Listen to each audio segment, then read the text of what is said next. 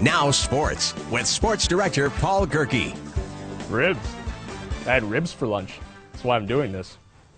Oh, hello there. The Associated Press released its preseason basketball poll today. Boise State isn't on it.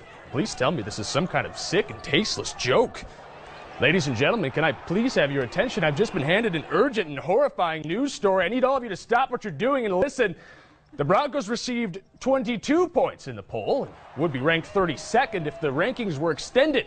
Shooty Hoops coach Leon Rice wants to make sure the voters don't immediately regret this decision. He says what's important is how his team handles it. You know, I think they've been healthy about it, and I can see no satisfaction in them. Like, great, we're picked second. They don't care. If the expectations, if the predictions, if the rankings meant something to them as far as, and maybe got them fat and happy, then I really wouldn't like it. So here's the AP top 10. I believe the parentheses denote the number of players on each team. That's no wonder Kentucky is so good. Broncos, who are a great and compelling and rich story, will visit the top-ranked Wildcats December 10th. BSU will play its first and only exhibition game tomorrow. In other sports news, Boise State will be looking to grab Colorado State by the horns on Saturday. But those Rams are tough, just like the new Dodge Durango. With a 360-horsepower Hemi V8 and 7,400 pounds of towing capacity, the Dodge Durango is, this is video of football. I'm in a glass case of emotion. Colorado State won only 4 games last year, and Jim McElwain's first as head coach, silly rookie.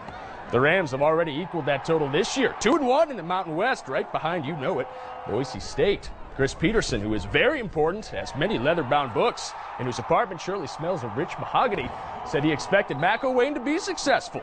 A very important sports anchor, with whom I am friends, talked to Jim in July about turning the program around.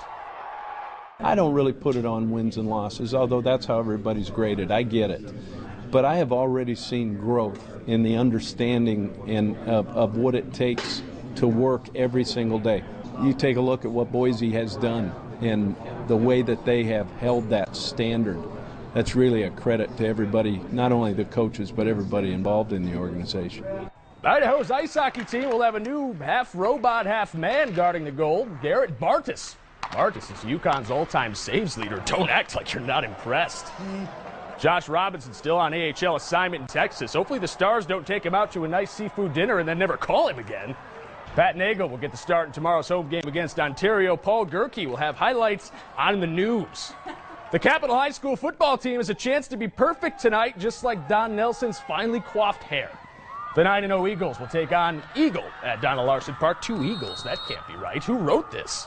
Capital has already punched first place ticket in the 5A SIC. Maybe it's pronounced sick. The 5A sick. Eagle currently 4th, but can climb to 3rd with a win tonight and a Mountain View loss tomorrow. I still got ribs in my teeth. Wow. Never in my career. When did we turn into Weekend Update? You know, I do have to say, I enjoyed Colin Quinn. He was probably my favorite of the Weekend Updaters. Michelle asked me why I wasn't dressing up today because of this. Because I bought the only red sport coat in all of the Treasure Valley. You're welcome, Don Nelson. And the boss is now in the studio, so you better throw. Which one are we on? We're on Tuesday. Yeah, you better throw to break. Good night, Boise. Here's a live look at Boise from the Ford Dealers Tower Cam. Built Ford Tough. The weather expert, meteorologist Scott Dorval, back with a final look at the On Your Side forecast. The Halloween spirit. We're going to tell you why she's playing fairy godmother to some very special kids. I thought you couldn't wear white after Labor Day. I feel like she's breaking a rule. She's helping kids. Oh. Yes. Then it's okay. Fairy god. That story and much more coming up on today's 6 on Your Side at 10 o'clock. I've got my costume. I'm the angel of the group. You're a rioter. You flipping over cars last night, Scott? Yeah, not me. I saw the Red Sox tie again. I hope you washed it the second time you wore it this week. Not calling you out or anything. I feel like we've all got extensive wardrobe budgets. Might as well use it. What's that? Hey, how about that extended forecast there, Ron? He's so good at it. Friday, 58 and nice. Saturday's got a slight chance of Brezzy, I believe it's spelled. Sunday, flurries from Dairy Queen. I like what you did there, Scott. You've planned my menu out for me. Monday and Tuesday, cloudy, yucky. Wednesday, Thursday, 30% chance of those days happening. Watch out for the apocalypse. Something like Well, that. This is why I do sports. How much time do we have? Feels like it's going on pretty long. Apparently too much time. I got a C. The floor crew Artemisa gave me a C. C seconds. I only got through Algebra 2. I'm not really sure about calculus. You got through Algebra 2. Well, that's good. Do you like the 6 here? This one of your old jackets, Yes, Scott? and can No, you that's change that at Don's. 9 o'clock? Oh, flip it over.